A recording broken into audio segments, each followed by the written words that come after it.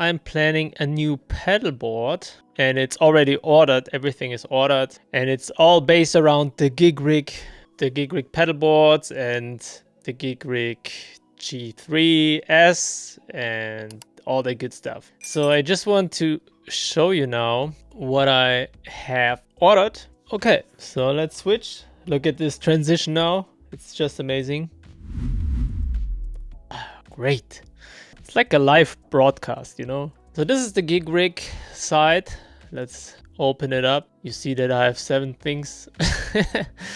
It's still my checkout box, but I already ordered it. Okay, so you cannot see the checkout box. That's also good. So we can just go over everything that I need for my new build. The first thing is, let me do it with some tabs here. BrufioMusic.com/gift. You get my drum sample pack, my Cubase template for mixing, recording and all that stuff with all the buses and routings. You get free ebooks on how to record better in your home studio, how to mix vocals, get a Phantom preset pack if you have the Roland Phantom. Just check it out. It's amazing. And yeah, if you do so, I will send out an email as well for a special price on my music production blueprint course. All right. So let's put that back. No, it's gone. I love this live switching stuff. Okay, so the GIGRIG pedalboard, the large double tier. So they made new pedalboards now. First time that they released pedalboards. I have a smaller Schmidt array with a G3 Atom, which is really cool. I can use real amps. I can use the Universal Audio Ruby for my AC30 sounds. And I used that live with Pietro Basile for I think 2 or 3 years straight.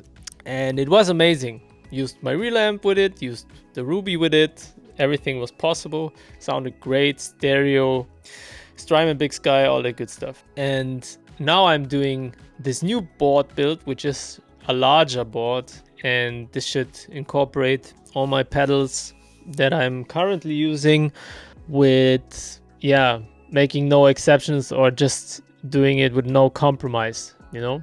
That's what I'm going for. So the GIGRIG pedalboard large double tier, it has, as the name suggests, 2 tiers here. And on the bottom, it has space for the G3 and 2 Boss or Keeley Muse driver size pedals. And on Pedal Playground it is not available yet, but I used a similar board from just the bases here and used a similar one to plan my board. Put in all my pedals. Some of them I ordered and they're on the way, and some of them I already have. So that's really cool. And the plan is really, really strange, and it is a complex board build. But yeah, that's the first thing. Then we go further, and I just ordered the kit here because I need some stuff that is already like empty in my case here that I have for all my pedalboard stuff. And you see it's a nanograb gel tape, cable ties, which I need, and the tie mounts, these ones, really cool. And yeah, some stuff that's not a big deal. Then the Gen X 14. Currently I use the Strymon Zoomer, which is really cool and can power all my pedals that I need. The Gen X 14 high current DC power supply. It can pedal everything that I need, and my biggest pedal, so to speak, power wise, is the Qtron. And it's just my favorite pedal, but I never use it because I always had to have an external power supply with it. And but it gives me so much inspiration when I play it, and to practice as well with my Strat. It's just amazing. And on this board it will be there, so the Gen X 14 can power everything together. Here, the Electroman, yeah. The Mr. Universe powers the GIGRIG at a G3S, and the Electroman powers the Qtron, yeah, because there's 24 volts. So that's cool. And then I have the 5.5, which is just a patch bay with 5 ins, 5 outs, which can then go through the amps, FX loop. I will go to that in a short while. And of course, the brain of everything will be the G3S. I decided to go with the 3GS for the screens because I always had to label, and it's just, yeah, it sticks on the board. If you put it back, there's still some glue sometimes, and they fade out over time. And live or in the studio, just to see everything is just great. And it can handle everything I need, my MIDI stuff. It has 12 ins and outs. And if you go stereo, of course, they will be just halved. But I also ordered the Remotest Loopy 2. I know yesterday they announced their new product, which is smaller. But I have the Remotest Loopy 2 already here. And this can have up to two stereo ins and outs with stereo TRS cables. So I have 14 ins and outs, or yeah, if you want, even 16. 12 from the G3, then 13, 14, 15, 16. So that's it, and all that should be on the board here on the large double tier. Then I went and bought the power path diagram just to send it to Joe from the GIGRIG, and he just made sure that everything works with my pedals. I since then switched them a little bit again, but that you will see right now. So I made this really, really cool thing here. And it is not complicated at all. Let me put myself back here. Here you can see now the power overview that I made. So Joe sent me something. I changed it now a little bit because of the pedals. And it's just for me a map. When everything arrives, this is where I power everything. And I will show it to you. But I just want to show you the layout now from Pedal Playground, where I made it. And as I said, it's not the exact board because the GIGRIG boards are not there yet, and the Remotest Loopy 2 is not there. It's the Remote Loopy 2, but doesn't matter. This is the ground, then the first tier and the second tier. So these are the pedals, really cool. We have G3S, as I said, main switching system. Then I go in the order where I have the loops in my mind. So then I have the Argo Boost, which you can see here, and the Argo Boost Deluxe is the first pedal that is not in a loop. So, and it's cool. I have it with the signature from Dan and Mick. So really cool. So that's the first one in the chain, if you will. So my guitar goes straight into it. It's true bypass. It's analog drive-through. So I use the boost, for example, with my Strat or with the Les Paul, and if I need the fuzz, I will just step on it. Because the fuzz is sound that I'm not using with the bands or the artists I'm playing live a lot. It's more for me in the studio, and therefore I can just go with it. So then the second one is, if you go here, it's the Max compressor. And I really took a lot of time to decide on a compressor. In the end, I decided for the Max. Why did I do that? The compressor has on the left side the one compressor setting, and independently or stacked on the right side another compressor setting. I will run them dual mono, which means that I can go, the left side is in one loop and the second loop is the second compressor. Why am I doing this? When I play the Stratocaster, I want to have the setting for the compressor to be for my Strat or single coil guitar. The Silver Sky doesn't matter. When I go to another preset and I play my Les Paul, which then is my Les Paul presets, it will switch to the other loop, which is then the second compressor. And this I will dial in perfectly for the humbucker guitars or for the Les Paul sound, you know? That's why I'm doing this. I could still then stack them, but I will just make them independently. It was so important for me to have like a Strat perfect compressor sound and for the Les Paul. And now I have it. Really, really cool. So the next thing is then the drive sections, of course. If you look here, so we were at boost, the clean, fast, Argo, then preamp. I also will use the preamp of the Max, of course, and Strat comp, Les Paul comp. Then loop 3 is the Centaur, so the Centavo warm audio. I had the Archer on my board for the last, I don't know, 10 years. I will never forget when I went into Just Music in Munich and I was building or wanted to buy new pedals. And the guy told me, you know what? If you want a cool pedal, try the Archer, and you can have that for the rest of your career. And that is so true. It's just so amazing, and it's just such a small footprint. But I got gifted the Warm Audio Centavo from a friend, and sometimes I have like a little error on the power plug from the Archer, so sometimes it's crackling and stuff like that. And before I will fix it, I will use the Warm Audio Centavo because I plugged it in. First of all, it looks so cool because it looks like the real clone, but that's not the thing here.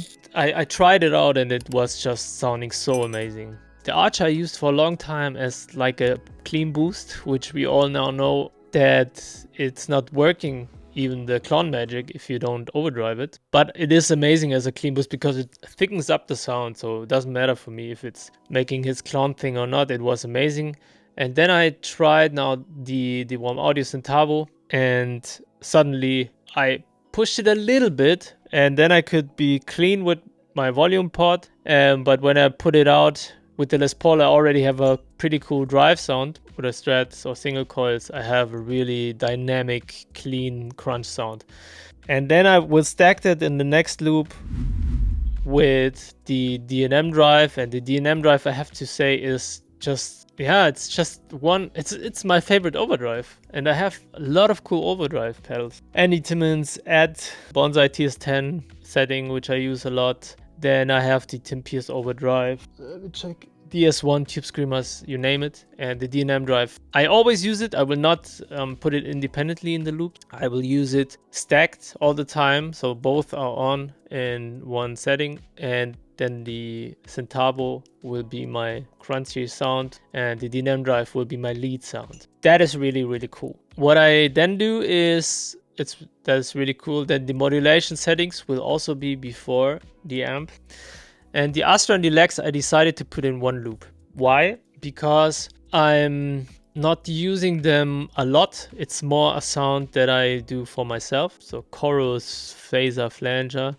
And the Strymon Lex sound is something I love to do in the verses of songs, of pop songs and stuff like that. So that's a really nice sound. But if I need it, I will just leave the Astra at the beginning always off, and the preset sound will be the Lex. And if I want to change it, then I just step on the Astra and push out the Lex. And you can also use MIDI with the Lex, so I can also program it with G3 to be just, if you want, in the section. So maybe I will just then turn this around and the Astra will always be. Okay, mono. I'm using those mono because stereo, live I always use stereo, to be honest, going left and right out of the Ruby, for example. But I will try now to have the TPS wet dry, and we'll build it from that. And that's the cool part now. I have the Qtron before the amps then, so it's the last pedal before the amps, it's the Qtron.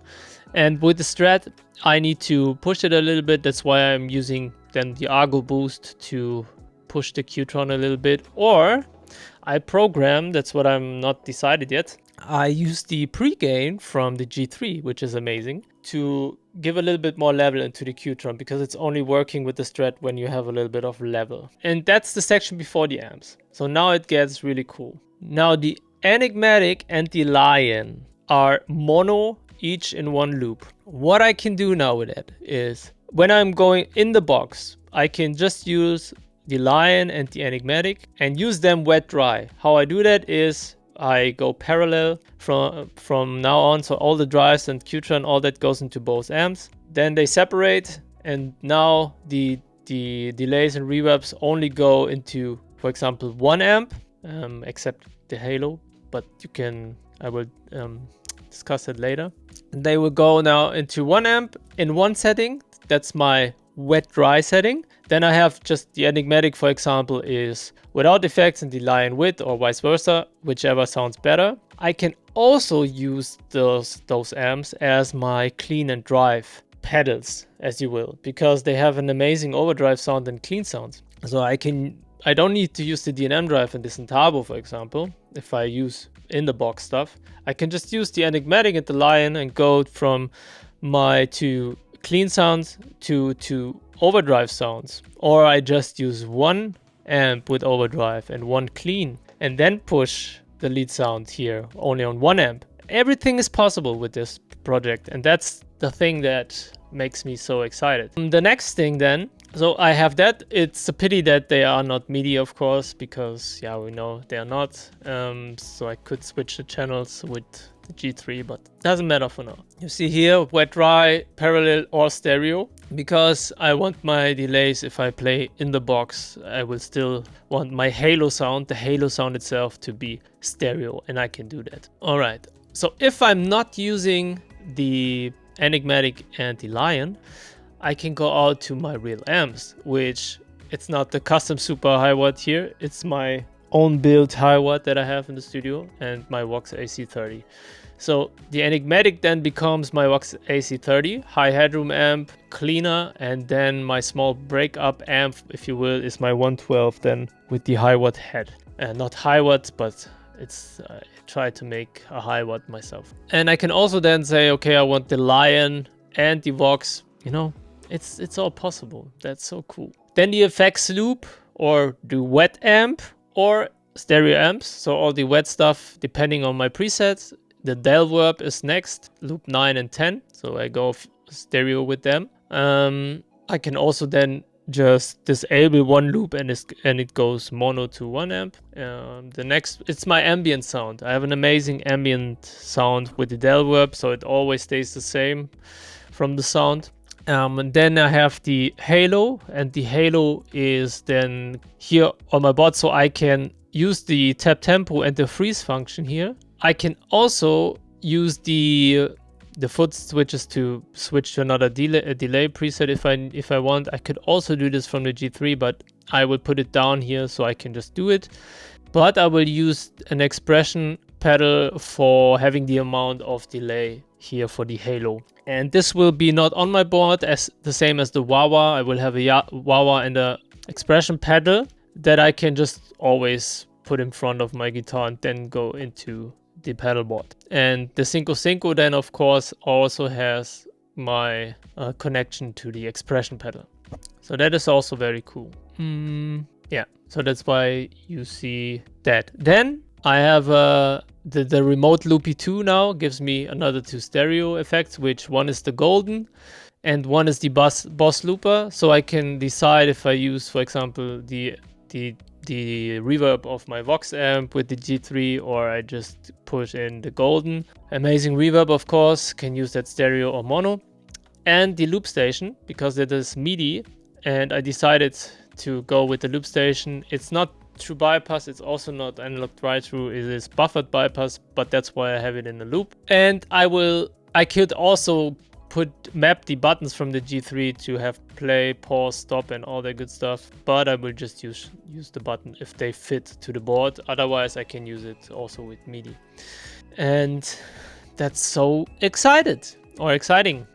That's my current plan for this board. So that is really cool, and hopefully it works and I don't have any hums and stuff like that anymore. So the GIGRIG stuff will ship approximately on Monday. So hopefully I can get that done before the holiday season comes, the summer season. And I have my board ready for festivals and live gigs. All right, that's it for the GIGRIG G3 pedalboard build that I'm doing. Just amazing. I'm really looking forward to have that. And now let's try if it works. Go to brufiomusic.com/gift if you want to have a lot of cool free stuff. So that's it for the pedalboard build. Of course, I will make an amazing video for that with amazing sounds, hopefully.